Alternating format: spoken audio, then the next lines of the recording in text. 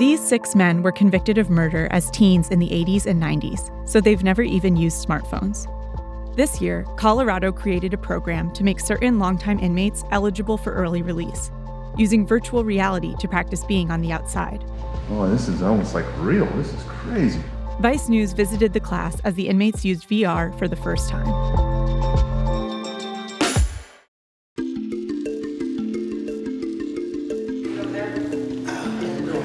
This year marks 26 years. I was 16 when I was arrested.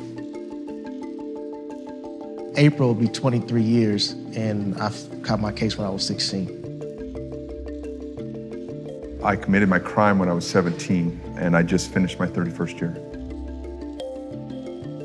I had to adapt in a way that no kid should have to.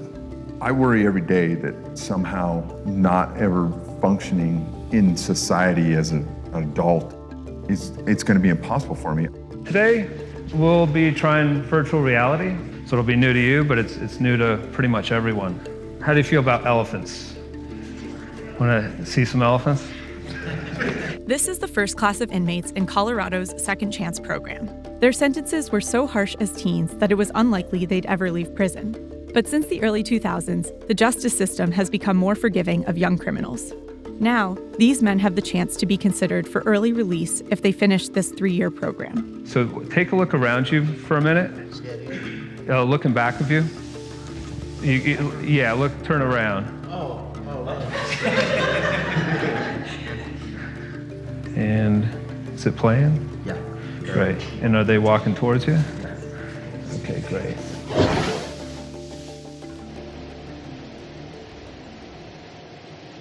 Did you feel like you were there? My stomach is turning. Yeah. Sorry about that. That wasn't cool. I wasn't expecting that. The classes teach them money management and computer skills, but this is the program's main attraction.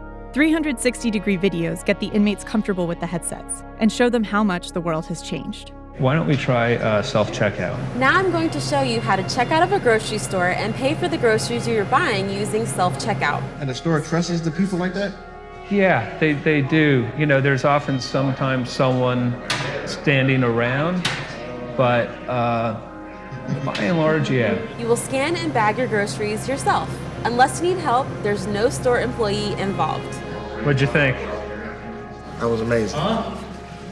It's like you're in there. I didn't know there was that much trust in the world, but that you can check out your own stuff. But I could stay on one of them things all day. It's just a way different world than the world I remember. It was, in some ways, depressing how much of the world that you've missed, you know, after a quarter century, you know, has gone by. It's a different planet. Yeah, I would not recognize that as a grocery store. No.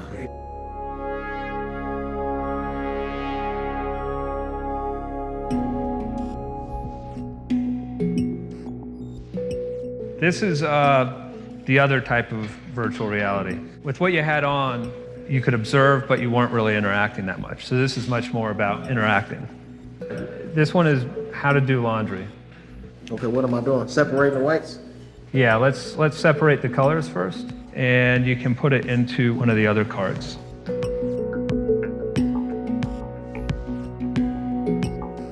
Oh, damn. That's okay. Once they're done, you can put them in the dryer.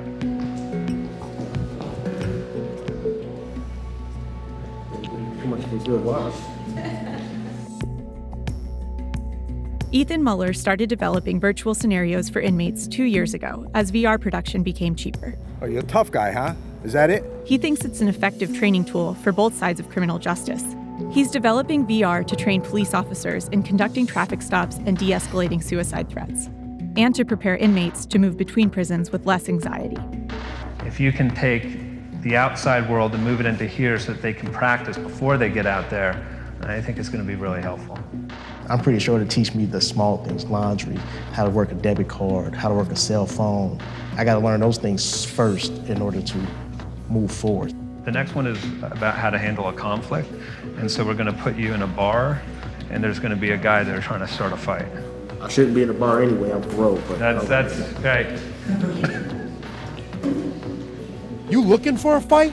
No, You just bumped into me. that boy's tall as hell. Half of all Colorado inmates will return to prison within 3 years of getting out. While data suggests that recidivism is lower for violent criminals, the inmates are worried about their odds. Wow. That's pretty intense. I had a child when I was younger.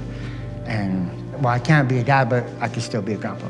I'm just nervous about getting out and succeeding. I want to do everything that I have to do to succeed. If they complete the program, their cases will go to the governor, who will decide whether to let them out. So it's possible their sentences won't change, and they'll stay in prison for decades.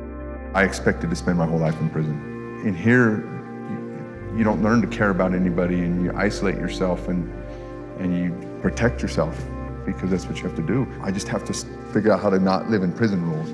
It's the hardest thing that's going to be for me, is to not be in prison mentally.